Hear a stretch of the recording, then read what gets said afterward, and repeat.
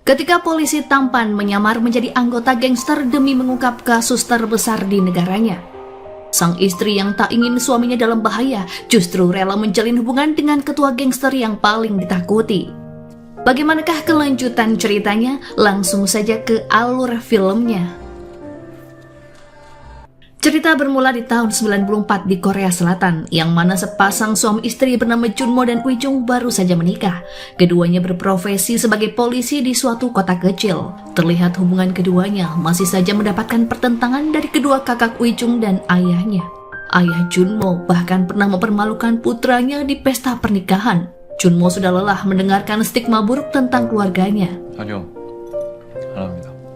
Suatu hari, seorang polisi berpangkat tinggi bernama Do-hyun datang menemui Junmo. Ia mengajaknya untuk bergabung dalam sebuah misi untuk menangkap sindikat perdagangan narkoboy lintas negara.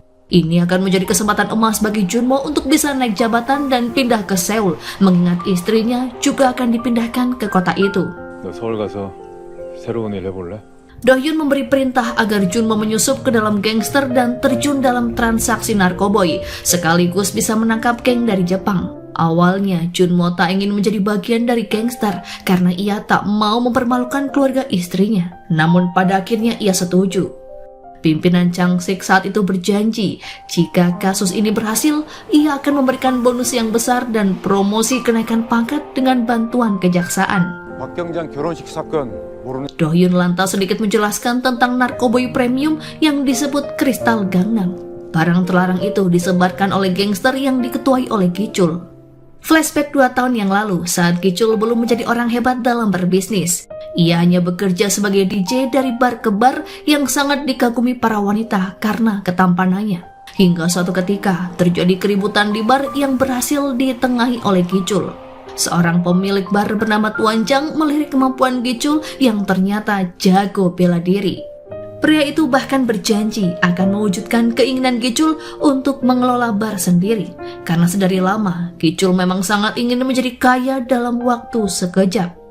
그런 놈이 와 판돈이라고 있나? Dari hari ke hari, Gi-chul menunjukkan kemajuannya dalam menjalankan bisnis. Ia bahkan dipercaya menjadi ketua keamanan yang kerap menyelesaikan berbagai masalah di tempat hiburan malam.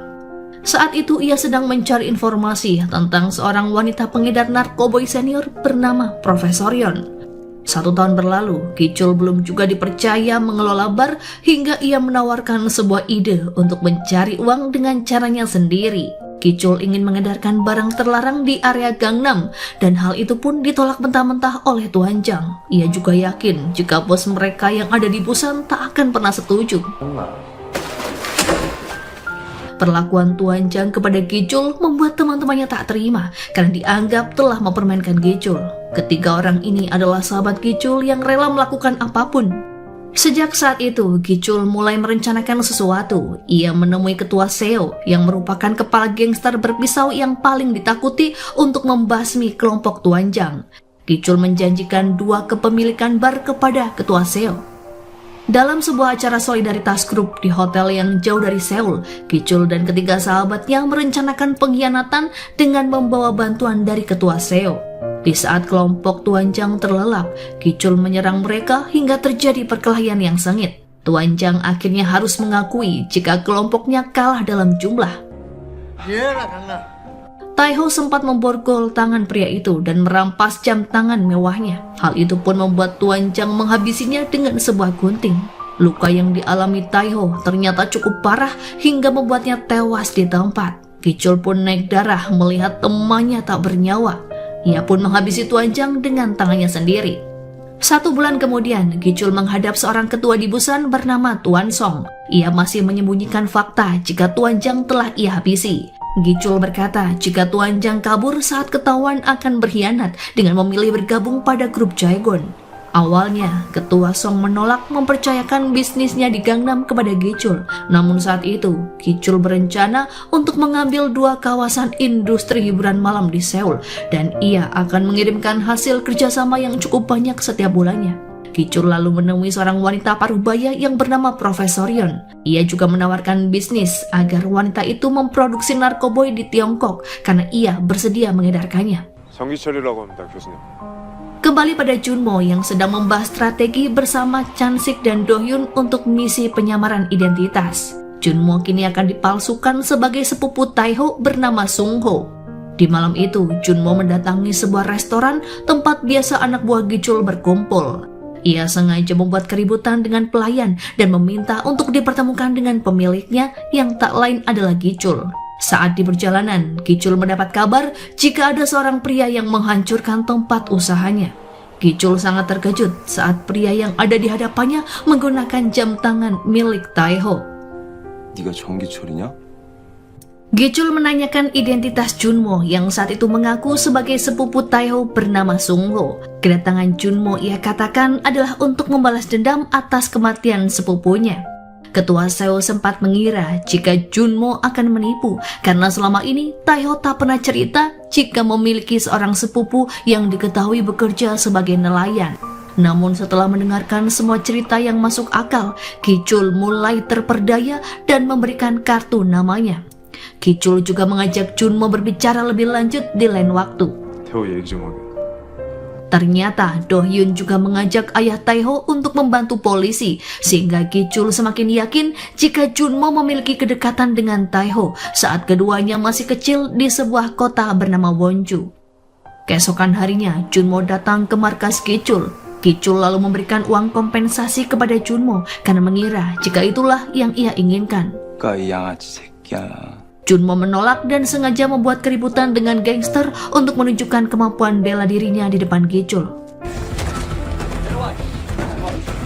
Pada akhirnya, Hisu memberikan usul agar mengajak Junmo bergabung dalam gangsternya.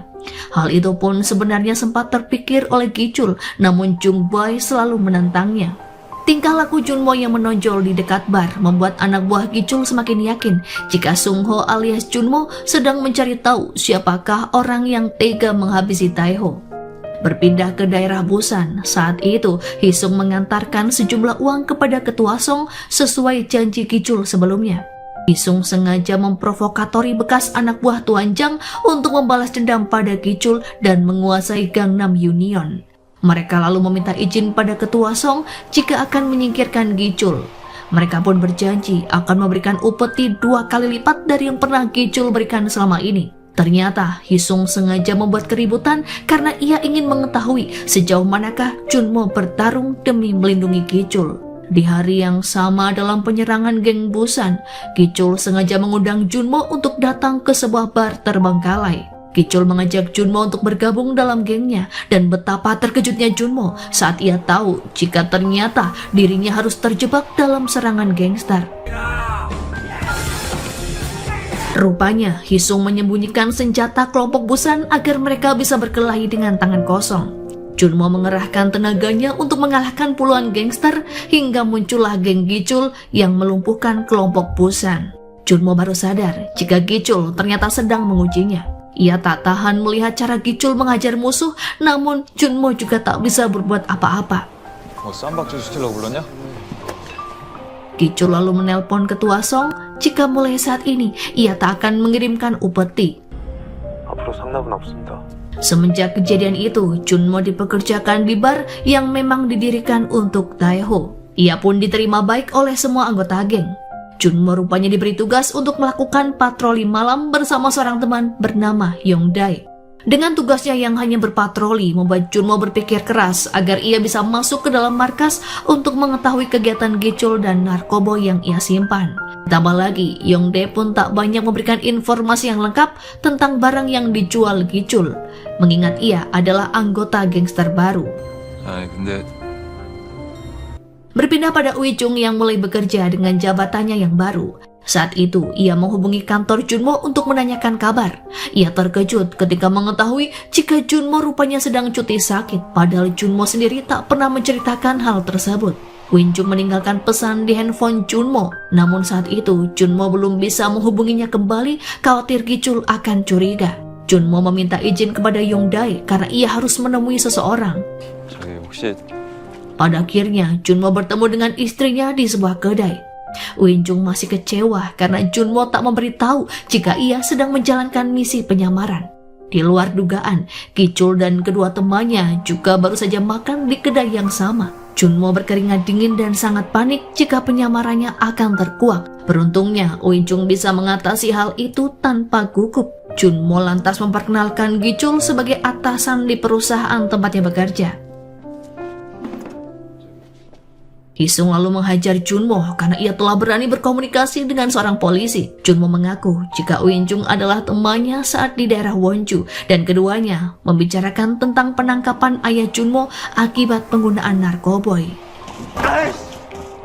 Jungbae berusaha memahami situasi dan percaya pada Sungho alias Junmo jika semua itu merupakan suatu kebetulan. Terlebih, Gichul juga masih kepikiran karena baru saja ia bertemu dengan cintanya yang telah lama hilang. Kecemburuan Junmo semakin terlihat jelas saat Gichul ternyata menggunakan kalung yang sama dengan milik istrinya.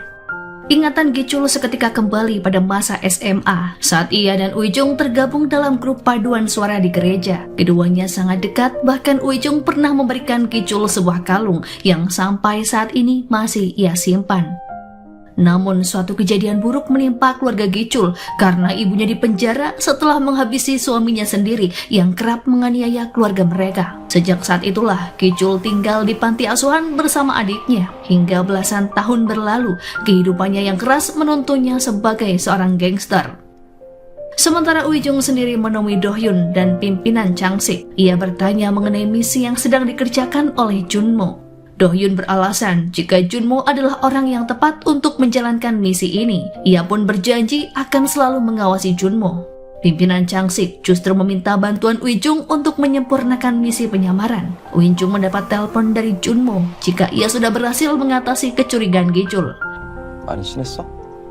고등학교 때죠. Sementara itu, identitas suami Unjung ternyata mulai diselidiki oleh Gichul. Ia bahkan menyewa seorang detektif untuk mencari tahu pria yang dimaksud. Saat itu, Junmo sedikit lega karena ternyata fotonya telah diganti dengan foto Dohyun.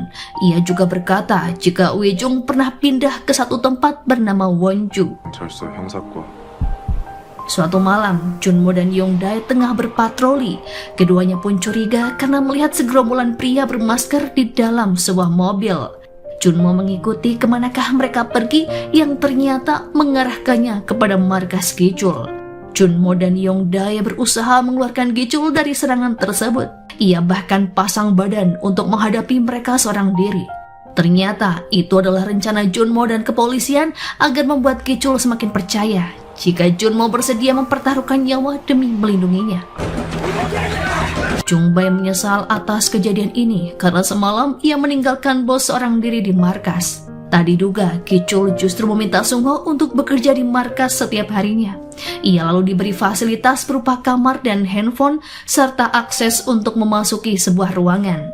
Keesokan harinya, Gichul mengajak Junmo untuk menjenguk Ibu Uijung di rumah sakit. Terpaksa, Junmo menunggu di luar karena ia tak ingin penyamarannya gagal di depan ibu mertua. Terlihat Ibu Uijung sangat senang setelah sekian lama tak bertemu dengan Gichul. Ia juga menanyakan pekerjaan yang dijalankan oleh Gichul saat ini dan berharap Gichul memiliki jalan hidup yang lebih baik. 이렇게 비싼 걸 사왔어. Berpindah ke Yokohama, Jepang, Ketua Busan menemui seorang ajudan bos Kanemoto. Ketua berkata jika ia berencana menyingkirkan Gichul dan menguasai area bisnis Gangnam. Saat itu, pria bernama Oyama berkata jika Gichul adalah anak kesayangan Kanemoto yang sangat dipercaya, sehingga Ketua Busan harus mengurungkan niatannya itu. Kanemoto lalu menghubungi Gichul jika ia akan menyingkirkan Ketua Busan agar tidak mengkhianatinya di kemudian hari. Keesokan harinya, Gichul dijadwalkan akan pergi memancing bersama Jungbae dan Hisung. Junmo baru tahu jika Gichul rutin memancing 2 kali dalam sebulan. Ia pun curiga jika aktivitas tersebut bukanlah memancing pada umumnya. Ia lalu memanfaatkan markas yang sedang kosong untuk menggeledah kantor Gichul. Namun saat itu, Junmo tak menemukan bukti yang signifikan. Junmo sedikit kesal karena Gichul ternyata menggunakan tanggal lahir Uijung untuk kode masuk ke dalam kantornya. Saat akan kembali ke Seoul, Jungbae menemukan sebuah senter yang diduga adalah milik kelompok yang telah melakukan penyerangan tempo hari. Gichul curiga karena terdapat tanda kepolisian di dalamnya. Sementara itu di sebuah pinggiran kota, sekelompok preman sedang menginterogasi pengedar kelas teri bernama Yankis yang saat itu sedang membawa barang terlarang. Seorang pria bernama manajer Cho memintanya untuk dipertemukan dengan bos mereka yang tak lain adalah Gicul. Beberapa saat kemudian, Chung Bai mendapat telepon jika ada seseorang yang ingin mengajaknya bertemu. Di malam itu, Gicul dan teman-temannya berhasil menyandera manajer Cho dan berniat memberikan pelajaran padanya. Ketua Seo bahkan mengajak Junmo ke TKP yang jauh dari pemukiman penduduk. Gicul memaksa Junmo untuk menghabisi manajer Cho yang berani mengusik bisnisnya. Meskipun berusaha memberanikan diri sebagai bagian para gangster, namun hati nurani Junmo sebagai prajurit tetap tak bisa ia pungkiri. Junmo tetap tak mampu menembak atau menghabisi seseorang meskipun ia bersalah. Hal itu pun membuat Gicul sangat marah karena tawanannya nyaris kabur. Manajer Cho pada akhirnya tewas di tangan ketua Seo. Setelah kejadian itu, Chung Bai meragukan Uin Chung dan curiga jika kemungkinan besar wanita itu memperkerjakan Sung Ho untuk menjadi mata-mata. Namun Gicul tak peduli dan tetap yakin jika Uin Chung dan Sung Ho hanya sebatas kenalan lama. Meskipun sebenarnya diam-diam Gicul menyelidiki lebih lanjut tentang latar belakang Sung Ho. Namun saat itu Chung Mo tidak memiliki banyak informasi yang valid kecuali catatan kriminal narkoboy milik ayahnya. Di lain sisi, Tuan Chansik dan Do Hyun mengajak Uin Chung untuk bekerja sama. Mereka meminta Uin Chung untuk mendekati Gicul yang ternyata adalah mantan kekasihnya ketika SMA. Uin Chung pun setuju karena ia ingin membantu pekerjaan suaminya untuk mengungkap gangster tersebut. Saat berada di sebuah kedai, Do Hyun memberitahu Junmo jika istrinya berniat membantu dalam misi. Junmo terlihat marah karena ia khawatir jika istrinya dikaitkan dalam misi yang cukup berbahaya. Saat ini, Uin Chung bertemu dengan Gicul di sebuah tempat makan. Keduanya membicarakan masalah SMA yang masih membekas di hati.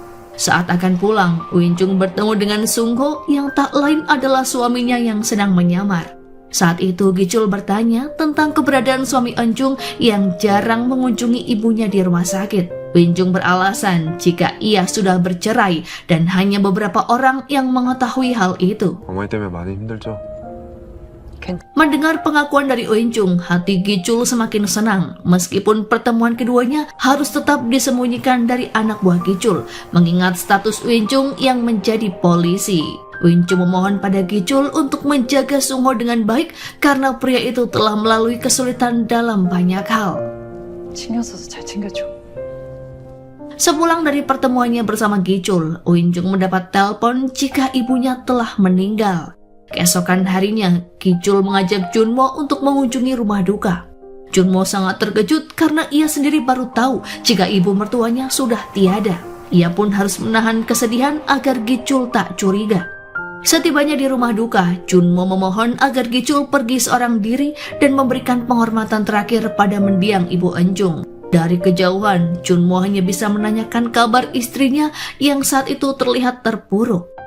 Setelah memberikan penghormatan terakhir, Uin Chung mengajak Gicul untuk berbincang di area terbuka. Namun tiba-tiba, saudara Uin Chung datang dan memanggil Junmo dengan sebutan paman. Nyaris saja identitas Junmo terbongkar jika Do Hyun tak segera mengalihkan perhatian anak itu. Do Hyun bahkan mengaku sebagai mantan suami dari Eun Chung.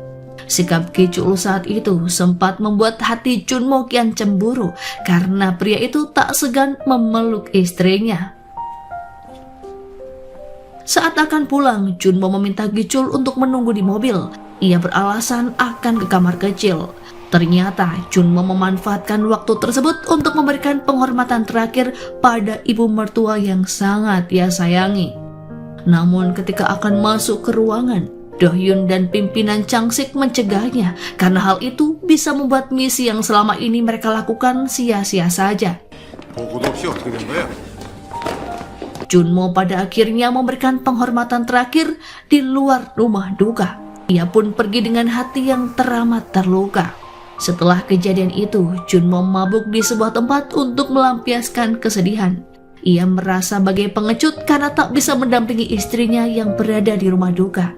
Junmo menelpon Uinjung untuk meminta maaf dan menyesal karena ia tak bisa berada di sisinya dan merawat sang ibu mertua ketika masih hidup. Sejak saat itu, Junmo bertekad untuk menjadi orang yang berhasil seperti Gichul. Ia bahkan tak sungkan meminta bantuan pada Gichul, dan Gichul berjanji akan membantu Junmo namun dengan satu syarat. Gichul rupanya ingin agar Junmo membantunya untuk mendekati Enjung. Dengan berat hati, Junmo pun setuju, namun ia juga meminta imbalan. Junmo memohon agar Gichul mengajaknya bergabung bersama teman-temannya dalam perjalanan memancing. 저 좀 끼워주시면 안 됩니까? 저도 저 사진처럼. Beberapa hari kemudian, Gichul melakukan perjalanan memancing di malam hari. Ia pun mengajak Junmo setelah salah satu anak buahnya izin karena istrinya akan melahirkan. Namun perjalanan mereka ternyata sudah diendus oleh gangster dari kelompok Jaegon yang sedang mentargetkan Gichul untuk dihabisi. Di waktu yang bersamaan, Chung Bai tiba-tiba menelpon dan berkata jika mobil yang ia tumpangi mengalami pecah ban, sehingga perjalanannya harus ditunda. Jaegon mengejar mobil yang dikendarai Junmo dan Gichul yang membuat keduanya sangat panik, hingga pelariannya terhenti di sebuah gudang. Junmo tak bisa kabur karena mobilnya terjebak dalam gunungan pasir. Saat itu juga puluhan gangster menghancurkan mobil dan ada satu orang yang berusaha menyerang Gichul menggunakan sebuah pisau. Junmo sedang membantu Gichul untuk menyelamatkan diri dari gangster Jaegon. Ia bahkan rela mempertaruhkan nyawa untuk melindungi Gichul. Hal itu pun membuatnya terkena luka sabatan pedang di bagian punggung. Di waktu yang bersamaan, Ketua Seo tiba-tiba datang ke lokasi dan membantu mereka untuk melarikan diri. Setelah berhasil kabur dari kepungan Jaegon, kini mereka membawa Junmo ke sebuah rumah sakit. Sementara Gichul membahas peristiwa semalam bersama Ketua Seo. Ia meminta Ketua Seo untuk menyelidiki masalah itu dan menemukan pengkhianat di dalam kelompok mereka. Keesokan paginya, Junmo sadar setelah menjalani operasi akibat luka tusukan. Gichul berterima kasih kepada Junmo karena lebih dari sekali telah menyelamatkan hidupnya. 이번에 두 번째야. Di lain sisi, Uinjung mendapat kabar jika suaminya terluka. Ia pun berencana lebih aktif terlibat dalam misi karena ingin memastikan suaminya baik-baik saja. Kabar gagalnya perjalanan memancing Gichul rupanya terdengar di telinga Kanemoto. Ia marah kepada Gichul dan menyuruhnya untuk membereskan pengkhianat di dalam kelompok mereka. Junmo berusaha menghentikan aksi Gichul yang akan menghabisi salah satu dari anggotanya. Ia pun meminta Do-hyun untuk menghentikan aksi tersebut dan menyelamatkan nyawa si pengkhianat. Namun Do-hyun gagal karena dari kelompok Gichul yang lebih dulu berhasil membawa pengkhianat ke dalam markasnya. Hati Junmo yang teriri saat melihat penganiayaan di depan matanya. Ia pun harus memutar otak agar pengkhianat itu tak habis di tangan para gangster. Junmo akhirnya memukuli pengkhianat itu sebagai bentuk balas dendam karena sudah membahayakan nyawanya. Pengkhianat itu pun akhirnya terkapar di saat Gichul memberikan ampunan dan menyuruhnya untuk pergi sejauh mungkin.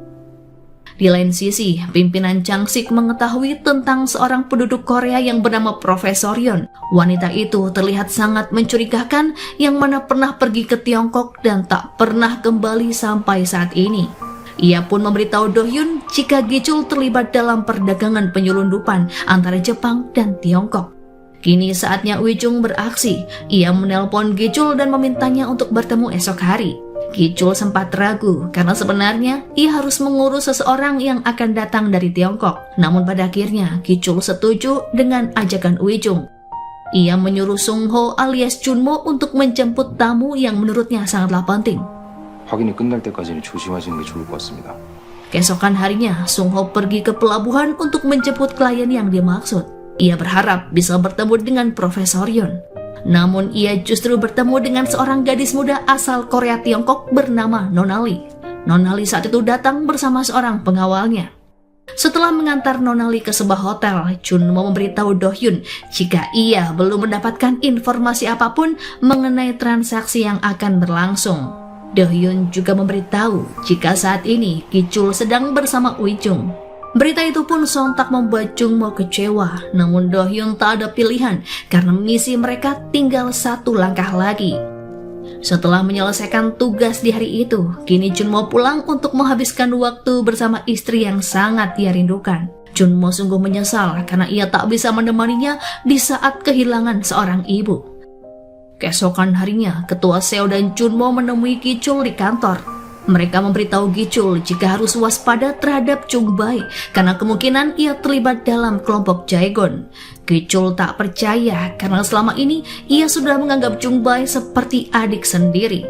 Untuk berjaga-jaga, Gichul meminta Ketua Seo mencari informasi tentang Chung Bai di saat ia mengajak pria itu minum bersama. 내일 아침에 인천항에는 원송 보낼 테니까. Sembari menunggu hasil penyelidikan, ia kemudian memberikan laporan jika Chung Bai seorang yang setia dan tak mungkin terlibat dalam penyerangan di malam itu. Keesokan harinya, Gichul tiba di hotel untuk bertemu dengan Nonali yang saat itu diketahui mewakili Profesor Yon. Keduanya membicarakan urusan bisnis dan saat itu Gichul meminta agar Nonali bekerja sama dengan Korea ketimbang dengan Jepang. Ia bahkan berjanji akan membeli barang terlarang itu setiap bulannya. Nonali sendiri memiliki sebuah pabrik narkoboy di Tiongkok yang dikelola oleh sang ayah bersama Profesor Yon. Setelahnya, Junmo bertemu dengan Chang Sik dan Do Hyun untuk membahas rencana mereka tentang penyergapan gangster yang dikepalai oleh Gichul. Mereka pun berencana memata-matai pertemuan di hotel tersebut. Dahyung membekali Junmo dengan alat penyadap yang bisa terdengar hingga radius 1 km dan bahkan bisa diakses dengan jarak jauh. Sementara itu di kantor polisi Gangnam, dua orang pria mengaku telah kehilangan bos mereka yang tak lain adalah manajer Cho. Seperti yang kita ketahui, manajer Cho telah tewas beberapa hari yang lalu.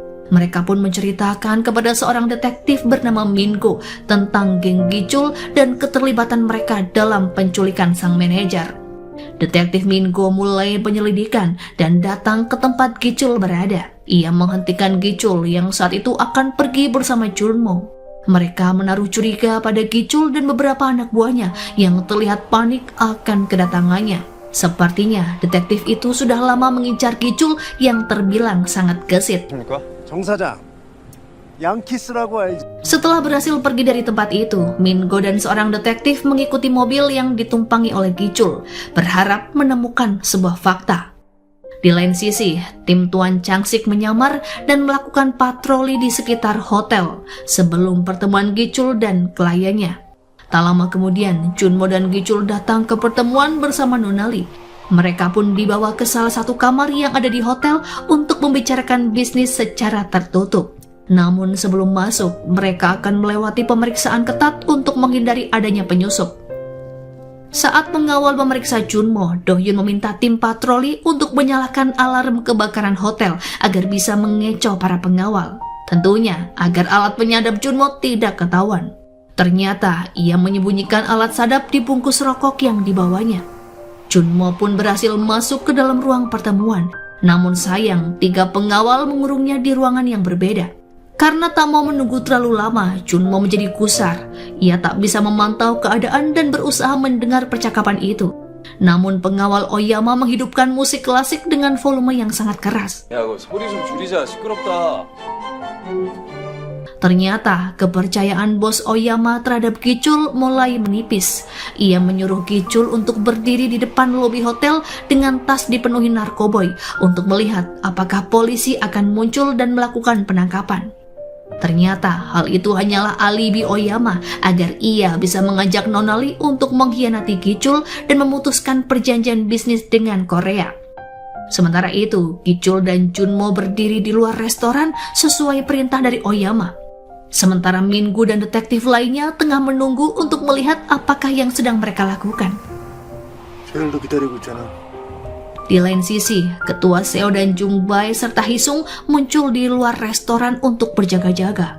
Mereka khawatir jika nantinya Mingu akan merusak kesepakatan yang sedang dijalankan bosnya. Tak lama kemudian, Gichul kembali ke dalam hotel dengan Mingo yang mengikutinya secara diam-diam. 멈춰. 형님, 볼 일이 있어서 그래요. Sementara Nonali kini sedang berbicara dengan Kanemoto lewat sambungan telepon untuk membuat kesepakatan langsung antara Jepang dan Tiongkok. Ia bahkan menawarkan kenaikan harga 15% dalam kesepakatan yang mereka buat.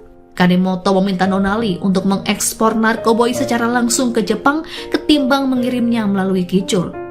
Tak lama kemudian, detektif Min-go muncul di luar ruangan. Junmo memperingatkan Gi-chul dan memintanya untuk segera menyelesaikan pertemuan, sementara ia akan menghadang polisi. Ketiganya pun memutuskan untuk mencari kamar lain agar kesepakatan mereka tidak terpantau. Junmo sempat berkelahi dengan Min-go sebelum dipisahkan oleh tim dari Do-hyun yang juga membantu Junmo agar ia bisa lolos. Setelahnya, Nona Lee bertemu dengan Junmo dan meminta pengawalnya untuk merawat luka pria itu. Ia lantas bertanya tentang alasan Junmo yang nekat mengambil resiko besar dengan berurusan pada polisi.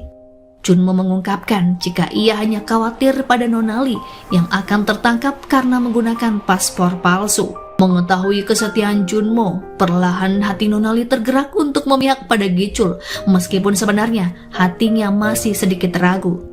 Sepulangnya dari hotel, Min-go mendatangi markas tempat kelompok Gi-chul berkumpul. Ia mencari Gi-chul, namun ternyata Gi-chul belum kembali. Min-go tak gentar menghadapi para gangster. Ia bahkan menghancurkan markas sekaligus kantornya karena Junmo telah berani menyerang polisi.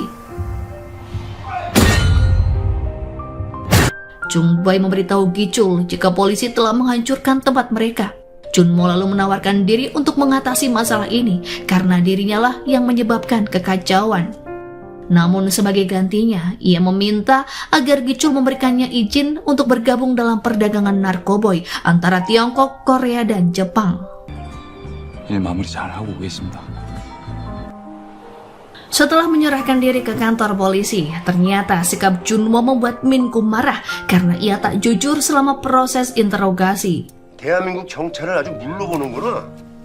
Min-go beberapa kali menanyakan tentang apa yang Gi-chul lakukan di hotel. Namun Junmo berbohong dan berkata jika itu semua adalah pertemuan para investor. Min-go memukuli Junmo karena kelewat kesal dengan sikapnya yang terus saja berbohong dan menyepelekannya sebagai petugas hukum. Hingga pada akhirnya, pimpinan Chang-sik datang ke kantor polisi. Ia sangat murka ketika melihat Min-go memukuli Junmo di luar kendali. Sebagai kepala jaksa, ia harus menyelamatkan bawahannya yang sedang menyamar. Ia pun mengulik kasus yang sedang Min-go kerjakan kepada atasan Min-go dan mengancam akan melaporkan kasus ini yang mana sikapnya sebagai polisi yang sangat temperamental. Gi-chul meminta ketua Seo untuk mencari tahu apa yang bisa mereka lakukan demi membebaskan Junmo. Selain itu, ia juga memintanya untuk menyelidiki apakah Min-go telah mencurigai bisnis mereka. 그 새끼가 무슨 혐의로 우리한테 붙었는지도 확인해. Ketua Seo melakukan tugasnya dan kini ia berdiri di depan kantor polisi untuk menjemput Junmo. Saat di perjalanan, Ketua Seo bertanya tentang alasan Junmo yang berhasil ikut masuk ke dalam pertemuan geng Tiongkok. Junmo mengaku jika ia sedikit tahu tentang narkoboy karena ayahnya adalah seorang pecandu.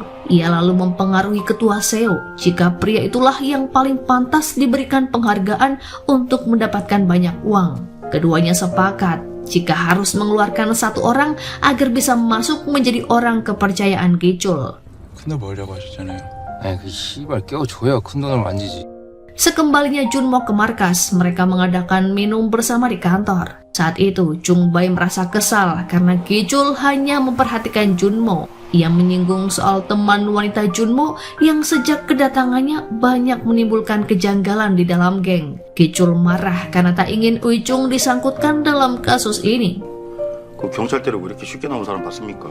Gi-chul bahkan menyuruh Jung-bae untuk memeriksa buku kasnya yang selama ini mengalami banyak selisih. Saat itu ia menduga jika Jung-bae telah melakukan banyak korupsi. Gi-chul lalu menyarankan agar Junmo menarik perhatian Nona Lee karena wanita itu terlihat sangat menyukainya. Junmo mengambil hal tersebut sebagai kesempatan untuk memudahkannya dalam melakukan penyelidikan. Singkat cerita, Junmo bertemu dengan pimpinan Chang-sik dan Do-hyun untuk membahas perkembangan baru dalam kasus ini. Ia membahas keterlibatan Nona Lee dalam bisnis narkoboy dan meminta polisi Tiongkok untuk menyelidiki paspor palsu miliknya. Di malam itu, Ui-chung bertanya pada Gi-chul apakah ada suatu masalah yang sedang menimpanya. Gi-chul sempat menduga jika Ui-chung membantu Junmo untuk bebas dari interogasi detektif, namun Ui-chung segera menepisnya. Ia seolah menunjukkan ekspresi jika tidak tahu Junmo berurusan di kantor polisi.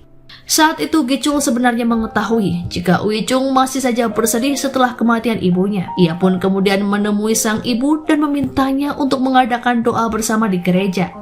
Keesokan harinya, Gichul membawa Uijung mengunjungi gereja yang menyimpan banyak kenangan. Uijung terlihat bahagia karena tetangga semasa kecilnya terlihat mendoakan arwah ibunya. Mereka lalu membicarakan kehidupan Uijung saat masih SD yang membuat Gichul merasa aneh. Gichul pun menaruh curiga pada wanita itu karena ia merasa jika Uijung tak pernah pindah ke daerah Wonju. Ia lalu menyuruh seorang detektif untuk menyelidiki tentang domisili Uijung dan Junmo lebih mendetail. Sementara itu pimpinan Changsik merasa senang karena usaha mereka dalam menyelesaikan misi tinggal selangkah lagi. Changsik memberitahu langkah terakhir mereka untuk melakukan penangkapan di saat para pedagang melakukan transaksi. Namun sayang, kontrak perdagangan antara Tiongkok dan Korea telah dibatalkan. Junmo mengambil jalan pintas dan akan mengorbankan dirinya sendiri untuk menangani Nonali. Sementara ia juga akan meminta bantuan pada Dohyun untuk mengurus Jungbae karena terus mencurigainya. Dalam perjalanan menuju suatu tempat, Junmo menanyakan tentang tempat tinggal dan asal-usul Nonali. Namun gadis itu mengalihkan pembicaraan. Kini Junmo berusaha mengatakan tentang niatannya berbisnis agar Tiongkok mau bekerja sama kembali dengan Korea. 제가 사장님 옆에서 그렇게 만들도록 하겠습니다. Namun tiba-tiba pengawal Nonali datang dan membawa narkoboy yang dibungkus dengan sebuah kotak. Nonali memberitahu Junmo jika Gichul telah menghancurkan kepercayaan Tiongkok untuk berbisnis. Gichul sengaja menyimpan narkoboy yang telah diekspor dari Tiongkok, namun ia justru menjualnya ke Korea. Nonali mengeklaim jika Gichul bukan orang yang bisa dipercaya. Di lain sisi, Jungbae ditangkap oleh pihak kepolisian atas permintaan Junmo. Jungbae dituduh melakukan perdagangan narkoboy di dalam barnya. Mereka lalu merazia bar dan menangkap para pengedar. Di sana, polisi juga menemukan banyak pengguna yang kebanyakan dari kalangan selebritas. Jungbae sakit hati saat Gichul lebih percaya pada Junmo yang baru ia kenal. Ia bahkan menuduh Junmo bersengkongkol dengan polisi karena bisa berhasil dibebaskan. Gichul tak tahan lagi dan membongkar kedok Jungbae yang selama ini menghasilkan uang di belakangnya. 네 가게에서 나온 이중 장부. Selepas kepergian Jungbae dari ruangan, Junmo masuk untuk mengambil hati Gichul. Ia memohon Gichul untuk memberikan izin demi membangun kepercayaan pada Tiongkok. Sementara ketua Seo mengikuti Jungbae di dalam lift. Ia bahkan menghajar pria itu hingga membuatnya tersungkur. Di lain tempat, polisi mengetahui jika detektif yang Gichul kirim sedang menyelidiki tentang masa kecil Junmo.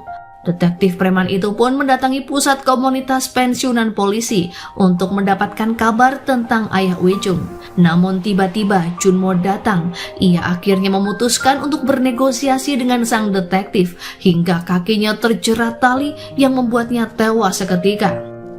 Saat itu sosok yang dicari oleh Junmo ternyata sengaja mengirimkan Nonali untuk menggantikan Profesor Yon dalam mengurusi kerjasamanya dengan Korea. Ia rupanya tahu jika Gichul menjual narkoboy di Korea.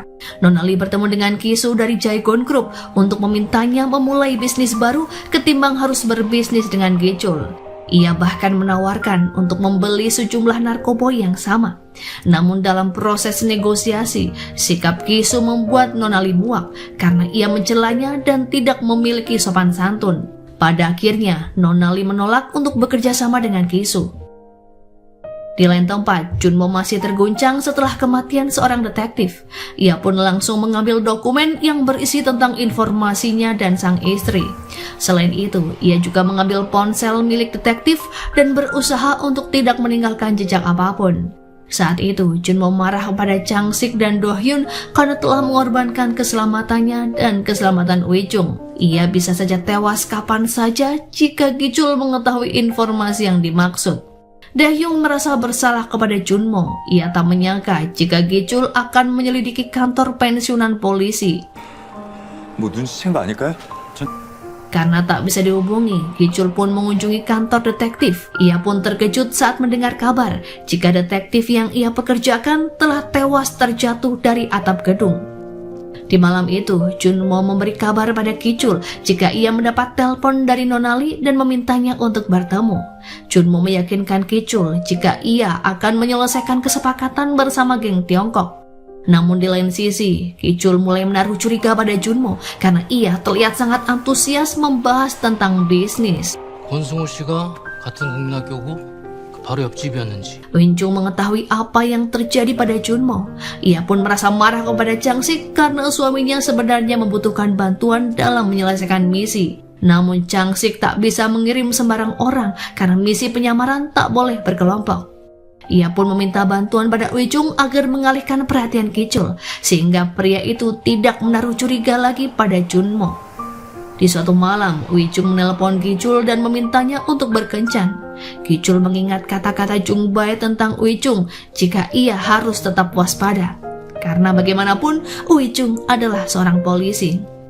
Wincung menyiapkan pistol sebelum ia melakukan perjalanan bersama Kicul karena ia tahu posisinya saat ini tidak baik-baik saja. Keesokan harinya, Kicul memberikan setelan jas baru kepada Junmo untuk kencannya dengan Nonali. Namun sebelum kepergiannya, Junmo melihat istrinya datang ke markas Kicul. Saat itu, Nonali terus menatap Wincung dan mengira jika wanita itu adalah kekasih Kicul. Kedua pasangan tersebut pun berpisah ketika Junmo mengajak Nonali pergi, sementara Kicul membawa Wincung mengunjungi kantornya. Saat Yongdae tiba di markas, ia pun segera mendapat tugas dari Kicul untuk mencari informasi tentang Wincung dan Junmo yang tempo hari gagal didapatkan oleh detektif. Ia pun mendatangi kantor pensiunan polisi untuk mencari tahu informasi yang dimaksud. 여기 뭐 하는데요? 퇴직 경찰관들 단체 같은. Sementara Kicul membawa Wincung ke sebuah proyek yang akan ia bangun menjadi pusat kawasan hiburan. Ia berniat melamar Wincung jika sudah benar-benar keluar dari dunia hitam. 누나도 그랬으면 좋겠고.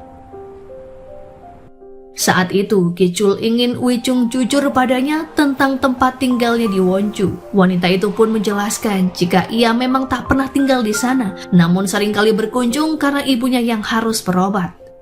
Beberapa saat setelahnya, ia mendapat telepon dari Yongdae yang mengatakan jika informasi atau salinan yang diambil oleh detektif sudah berhasil ia dapatkan.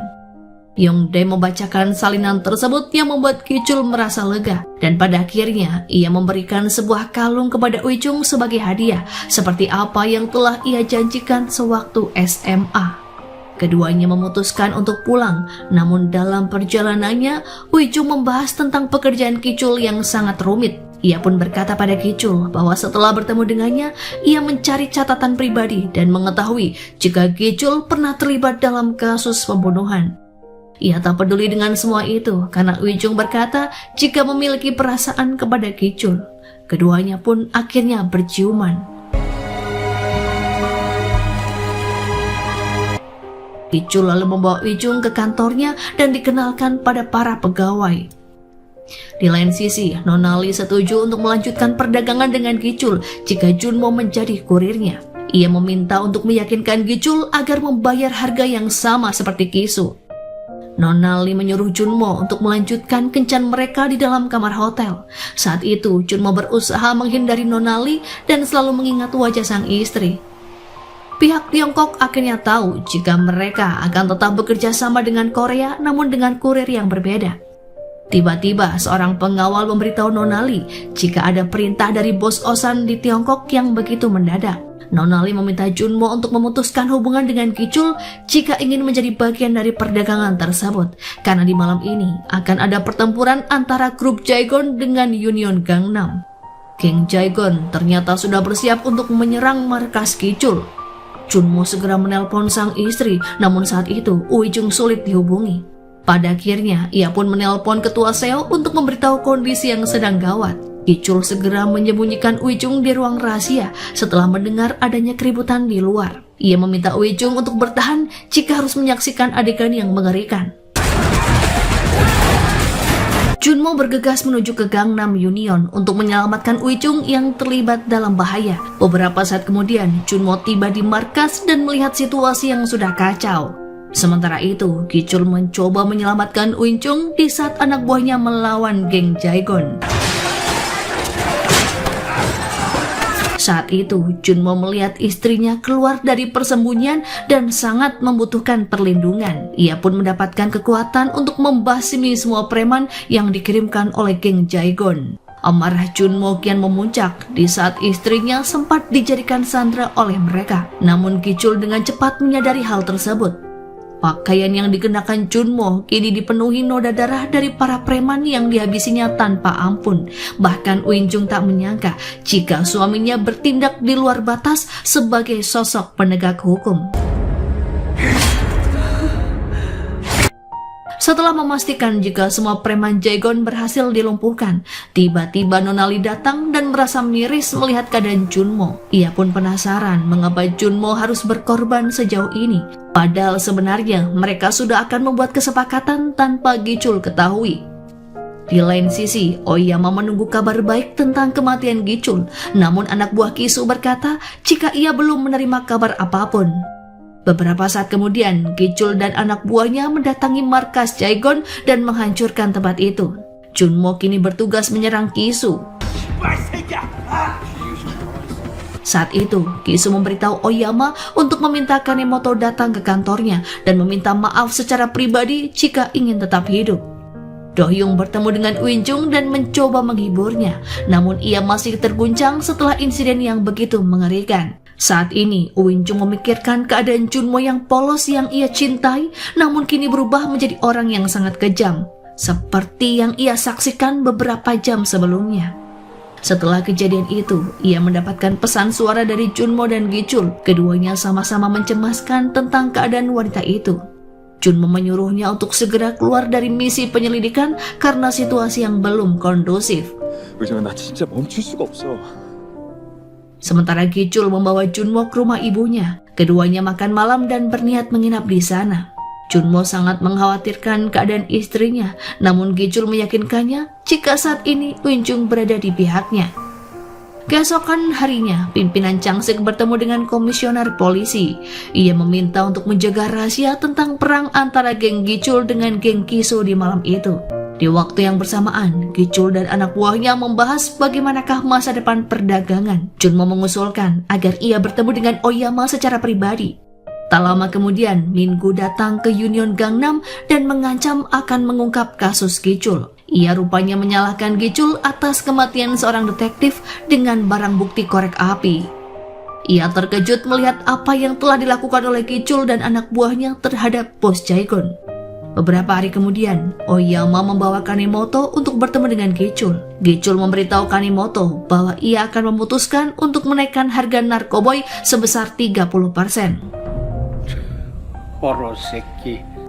Junmo terlihat semakin putus asa dan bertemu dengan Nonali. Ia meminta bantuan gadis itu untuk membujuk klien Jepang agar tetap bekerja sama. Nonali akhirnya sepakat.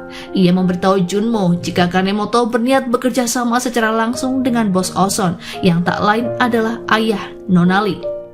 Keduanya pun mengunjungi Kanemoto di Jepang dengan bantuan Oyama. Junmo mencoba meminta maaf atas nama Gichul kepada Tuan Kanemoto.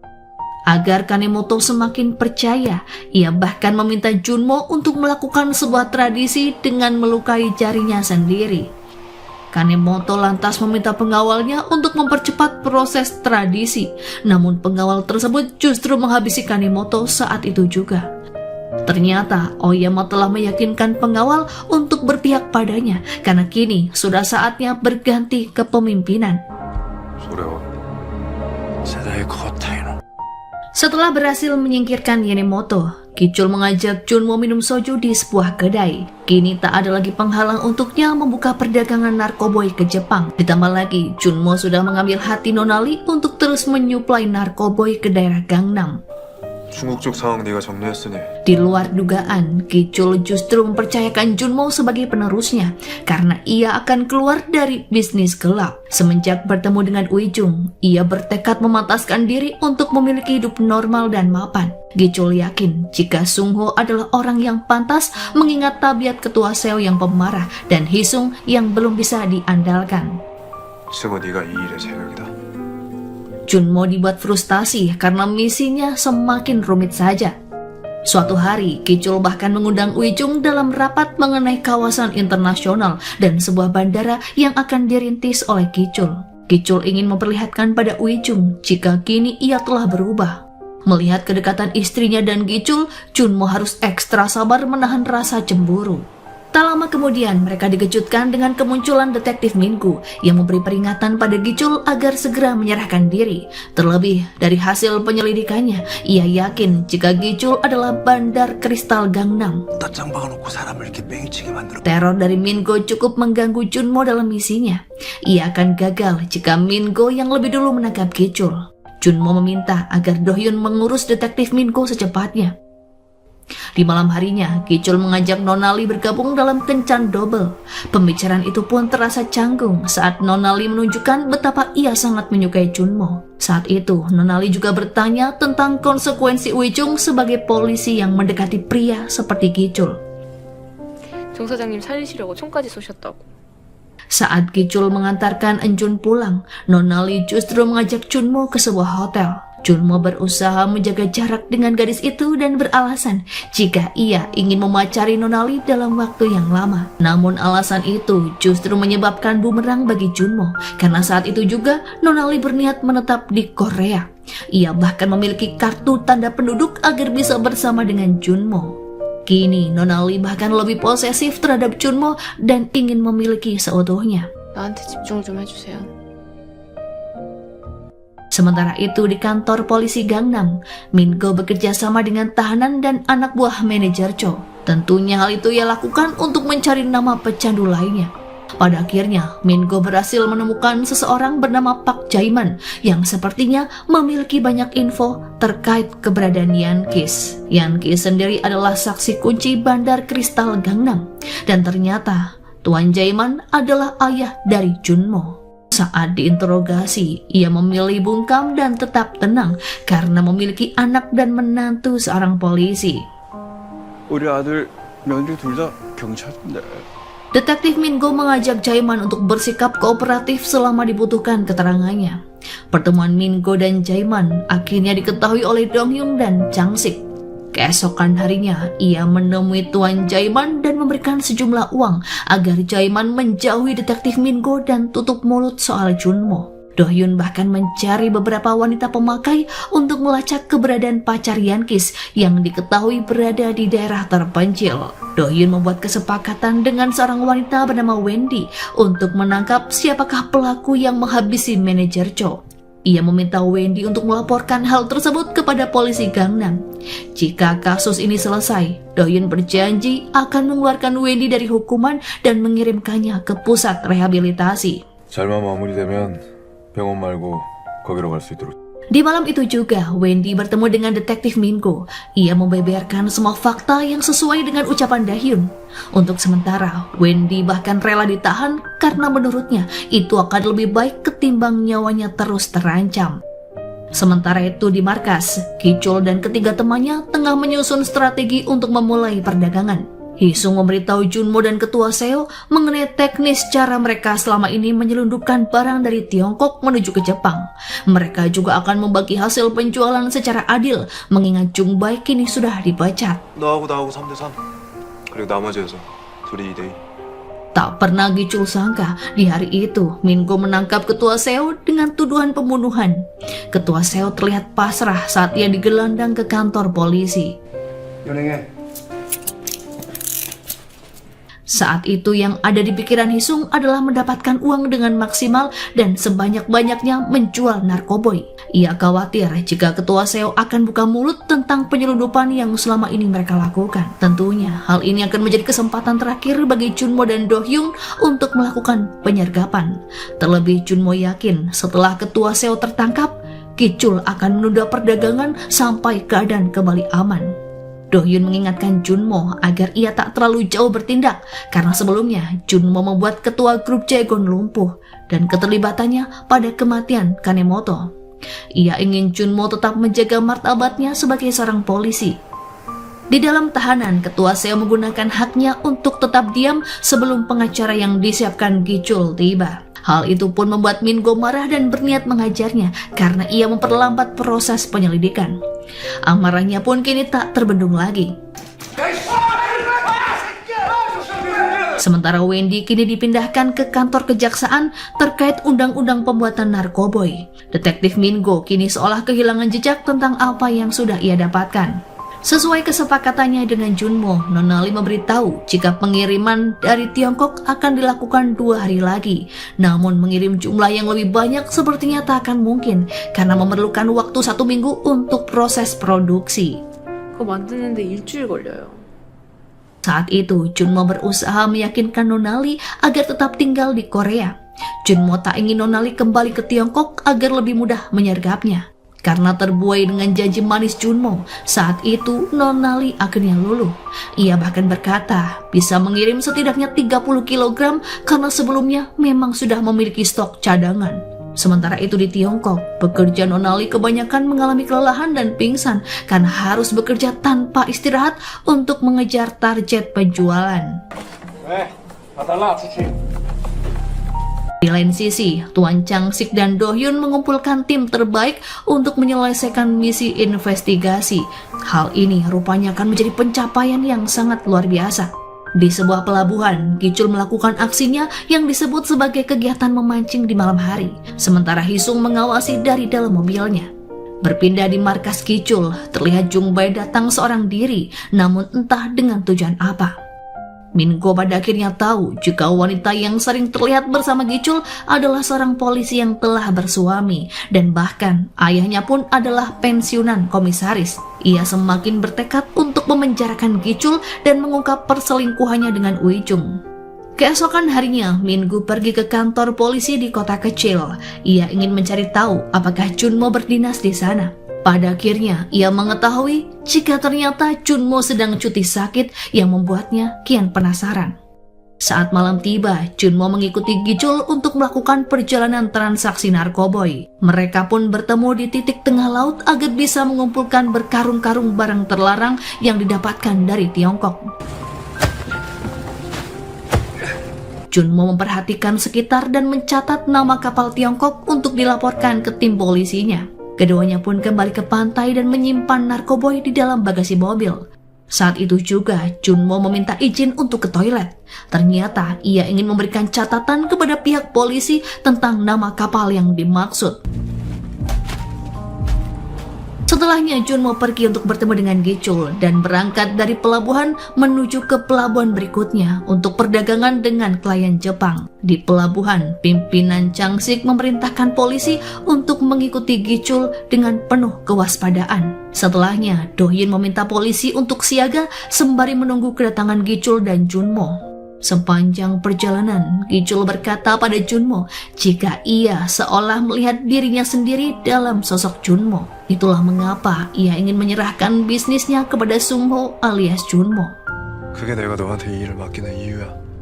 Gi-chul juga menasihati Junmo untuk mundur ketika situasi terlalu berbahaya, sama seperti apa yang akan ia lakukan saat ini.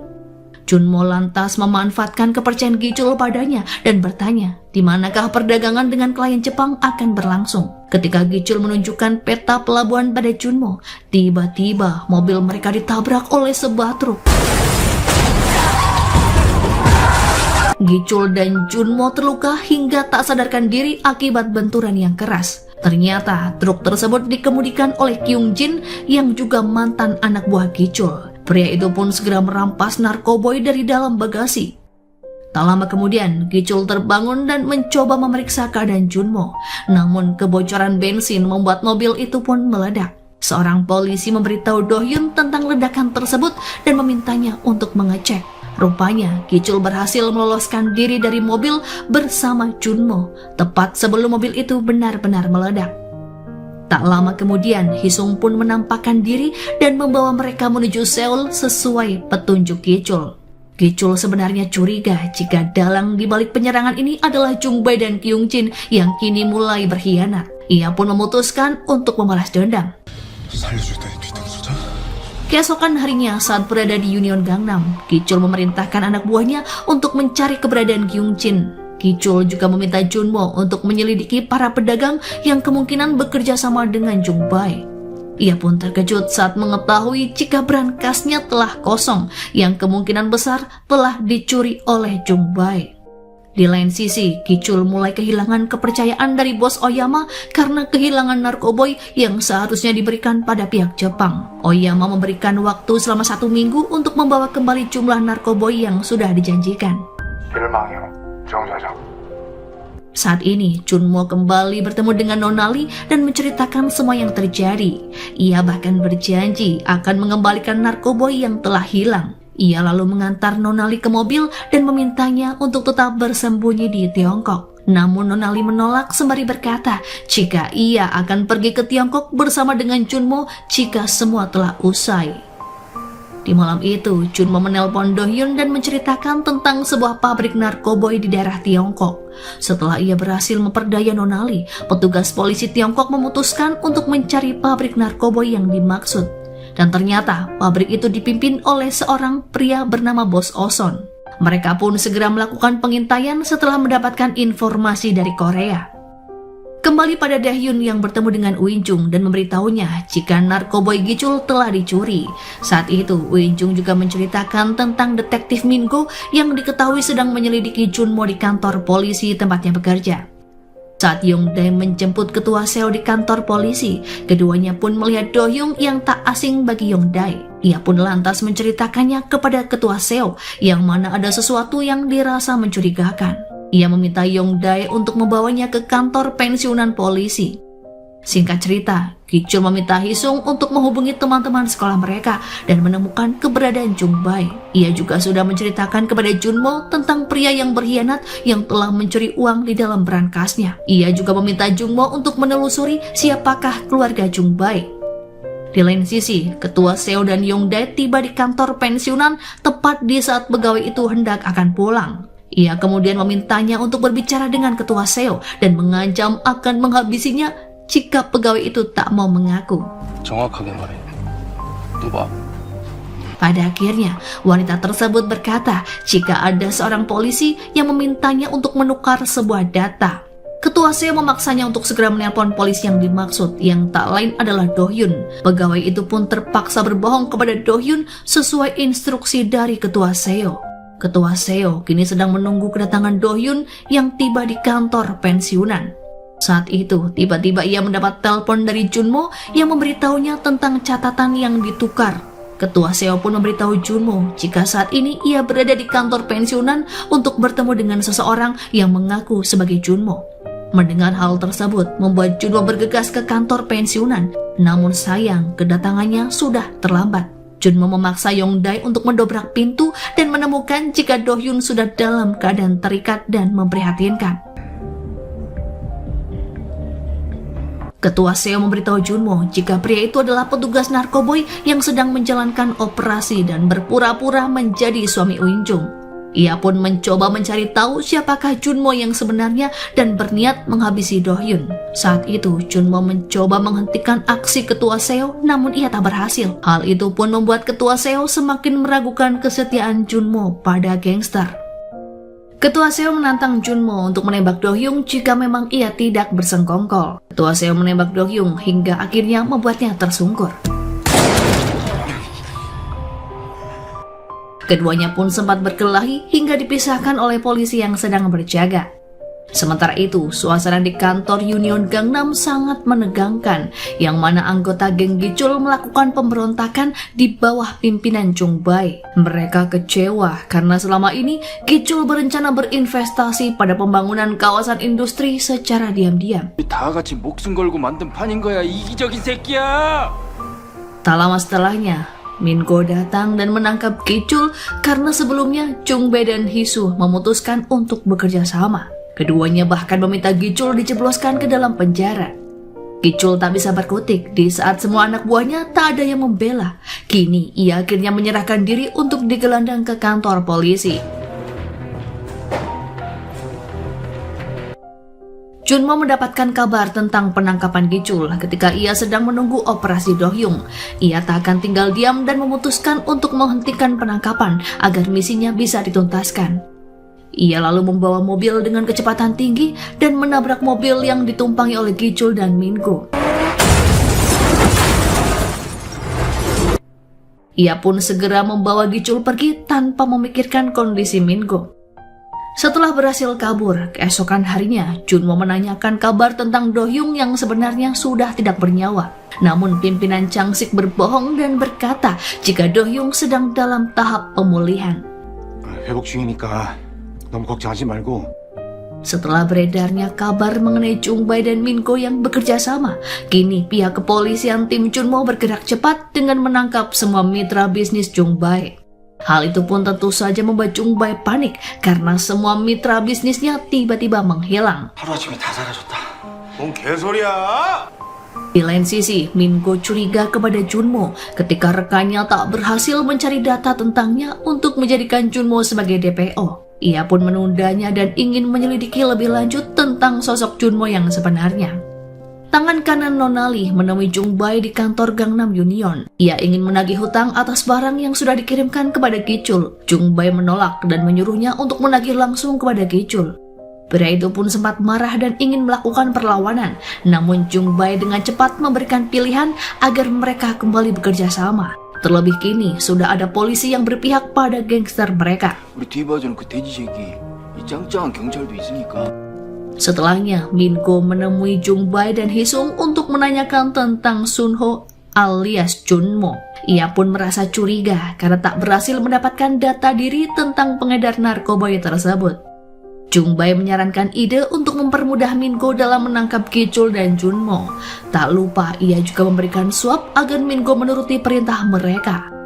Kini Jung-bae menemui Nonali untuk melakukan kesepakatan kerja.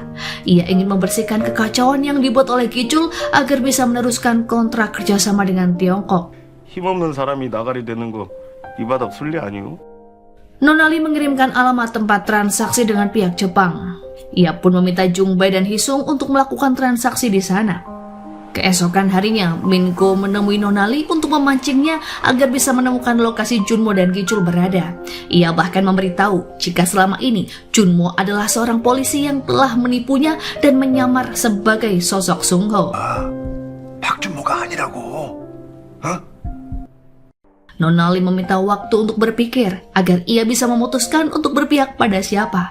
Saat itu ia menelpon Junmo dan meminta saran karena ayahnya kini menyuruhnya pulang. Namun jawaban Junmo seolah menyuruhnya untuk berlindung di Hong Kong agar terbebas dari kejaran polisi yang sedang mengintai keluarganya di Tiongkok.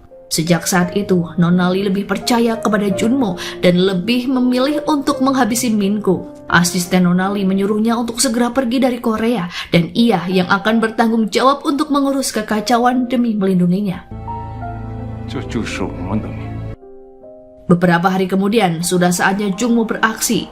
Ia dan Gicul mengunjungi pelabuhan yang akan digunakan sebagai tempat transaksi antara Korea dan Jepang. Namun sebelum turun ke TKP, Junmo memborgol Gicul di dalam mobil dan menyuruhnya untuk menghentikan pelarian. 이제 그만하자. Seorang diri, Junmo menemui Jung-bae dan ketiga rekannya. Ia pun meminta mereka untuk segera menyerahkan diri. Mereka sempat berniat melawan Junmo dan tak lama kemudian polisi datang untuk melakukan penangkapan. Jung-bae pada akhirnya tahu jika Junmo adalah bagian dari polisi yang sedang menyamar untuk memata-matai geng mereka. Meski dengan tangan terborgol, Gicul masih bisa mengemudikan mobilnya. Ia berniat kabur dari kota Seoul dan betapa terkejutnya ia saat melihat bisnisnya di Gangnam telah diperiksa oleh polisi. Di lain tempat, pihak Tiongkok dan Jepang juga melakukan operasi besar-besaran untuk menangkap geng yang mengedarkan narkoboy. Sementara itu, Nonali sudah mengubah tampilan dan mengasingkan diri ke negara berbeda. Saat itu, tempat yang dirasa aman bagi Gicul adalah pergi menemui Uijung. Namun ternyata, di rumah itu, ia melihat foto pernikahan Uijung dan Junmo. Ia pun merasa dipermainkan karena keduanya hanya memanfaatkan keadaan untuk proses penyelidikan. Gicul menanyakan tentang keputusan Junmo yang meninggalkannya di pelabuhan agar bisa melarikan diri. Gicul saat itu putus asa hingga membuatnya ingin mengakhiri hidup. Terlebih, bisnisnya kini sudah hancur dan ia kehilangan Uijung yang masih sangat ia cintai. 아니야. Setelah misi benar-benar selesai, Chunmo mengunjungi rumah Abu Do-hyun. Ia tak bisa menyembunyikan rasa kekecewaan yang teramat besar kepada pimpinan Cho Chang-sik. Chunmo bahkan enggan menjabat tangannya. Ia merasa dibohongi atas kematian Do-hyun. Pimpinan Chang-sik memberi pernyataan di depan media jika tim kejaksaan Korea berhasil mengungkap sindikat penjualan narkoboy lintas negara. 국제 마약 공조 수사를 Mendiang Do-hyun mendapatkan penghargaan atas semua jasanya, sementara Chunmo dan Ui-jung diberi kenaikan pangkat setelah ia berhasil menegakkan hukum dengan mempertaruhkan nyawa. Di akhir film, terlihat Chunmo mengunjungi makam Ki-chul yang sebenarnya sudah ia anggap sebagai sahabat, dan film pun berakhir.